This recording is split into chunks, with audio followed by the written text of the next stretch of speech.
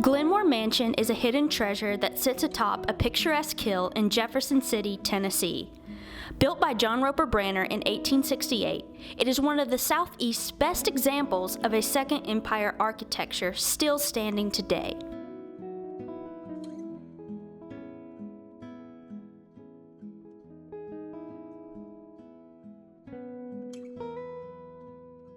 John Branner was a prominent citizen of Jefferson County during the 1800s. As a strategic businessman and investor in his community, his contributions included bringing the railroad to Mossy Creek, operating the Branner Grist Mill, and donating land to further the growth of the community. His home, which was originally called the Oaks, still stands today as a testament of his importance to the development of Mossy Creek. You say, why would he build this? It's a bit unusual for the area. It's a little more over the top than most of the houses that are built around here. I think he built it to make a statement. I think it's a statement house. He was president of the railroad. By today's dollars, he would have been a multimillionaire. He was a businessman. He was well known in East Tennessee. I think he built it to entertain people and to say, here I am. And just think about where it is. There were 3 roads that intersected right here at the foot of the hill. All of them went somewhere: White Pine, Dandridge, Morristown, to Knoxville. And everybody passed by here. And what? The railroad that he was president of was in view of the house. People could ride up the rails going to Morristown and say, oh, well, there's where the president of the railroad lives. From what we can understand, he had the tower really, so it would be the 4th floor of the main house built. It has windows 360 degrees so that you can see everywhere out those windows. And he would watch for his trains, is the story that has been circulated. He played a significant role in keeping that East Tennessee-Virginia Railroad going during the Civil War. And some of the accolades that are given to him after the war was over by the board of directors of the railroad, give him the credit for keeping that railroad in good shape, basically, even though it was abused by both sides, keeping it going and recovering quickly to give people service after the war. So, the Branners were, above all else, they were merchants. And they were interested in turning a dollar and making a profit. Mr. Branner himself donated land in the city where the old city hall is now, that has been purchased and being renovated. He donated the land for the First Presbyterian Church. He's donated land around Carson Newman for various buildings. So he was an active person in Jefferson City, or Mossy Creek, in the beginning. Prior to the Civil War, it is believed slave labor began the process of firing the individual bricks used in the construction of the mansion. This was a working farm. It had cattle, it had horses, and of course there was 1,200 acres.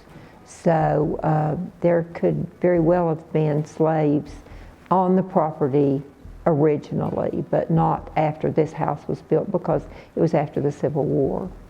I've talked to various people who've done research on it, and it might have taken 2 or 3 years to build the bricks sufficient to build this structure. He didn't do that right before, because the war was going on. I suspect that those bricks were made before the war by slave labor. And right before the Civil War started, he owned about 50 slaves. So he had sufficient labor force. Unfortunately, John Branner didn't live to see the completion of the mansion. However, his wife Deborah continued to live there for the next 13 years. During this time, John's brother Joseph Ayres Branner started the Branner Institute for Young Ladies. This successful boarding school operated for 3 years starting in 1876. I would call it, a finishing school.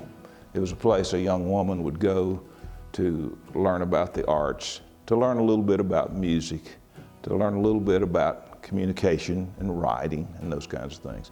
It was not a place that you would go to get a degree of some kind. It was just a way to get some education beyond homeschooling, that kind of thing. Milton Jarnigan purchased the Oaks from the Branner family in 1882. Jarnigan was a successful lawyer who was originally from East Tennessee. Much like Branner, he was heavily involved in many business aspects of his community. Milton Jarnigan, by all accounts, was a pretty straight-laced guy. He was a stern Presbyterian.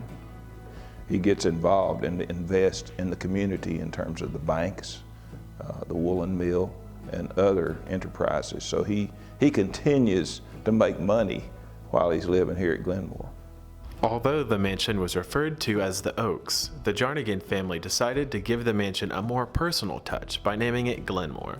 The young and growing family made this mansion a home for 88 years. He was married 3 times. His first wife was Emily Merle. About 4 years into their marriage, they had a son, and his name, they chose a name of her father. Her father's name was Onslow Glenmore Merle, and they just called their child Glenmore after her daddy. So anyway, the little boy just lives about 9 months and dies. Here it is roughly 24, maybe 26 years after that little boy's death. He moves here with his 3rd wife and that family, and he names this place Glenmore. I think he just does it in memory of that first child that he had with his first wife. And that's kind of a sweet story, I guess, but it has some insight, I guess, into human emotion and attachments people make to parts of their lives, even though they move on and do a lot of different things. It's still a part of that memory. I think when Milton lived here and his wife Agnes lived here, it was a nice, fancy Victorian house, and they had 5 children. They raised them in good style. All those kids went away to school, so they were a well-to-do family. I think they entertained here. It was a typical, when you look at Downton Abbey and the typical Victorian era nice living, I think that kind of took place in the East Tennessee vernacular here in this house. Milton Jarnigan's son Frank inherited Glenmore Mansion and lived there for over 50 years, raising his own family. His nickname was Bull. And at Carson Newman, the students at the time were told never to come over here because a crazy man lived here. And he was very eccentric. He was his own person, and this was his property, and he didn't want anybody around it, didn't want anybody on it. After the passing of Frank Jarnigan, the remaining heirs preserved Glenmore by donating it to the state APTA.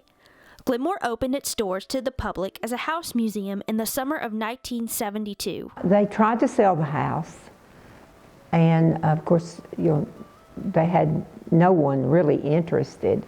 They did not want the house torn down, so the heirs at the time that was left in the Jarnigan family decided, with the help of an encouragement from Mrs. Ellen McClung Berry, to donate the house to the state APTA, which is the Association for the Preservation of Tennessee Antiquities. And Mrs. Berry convinced them that that would be the best way to preserve the house. And so they did donate it. And they are the owners of the house at the present time. For the past 48 years, Glenmore has been actively sharing its story thanks to the countless number of volunteers who have dedicated their time and efforts to preserving its history. Today, Glenmore engages the community through regular seasonal tours, along with special events like the Spring Garden Market and the Christmas Candlelight Tours. 2018 marks the 150th anniversary of the construction of Glenmore Mansion. Throughout its life, it has seen the history of Mossy Creek unfold.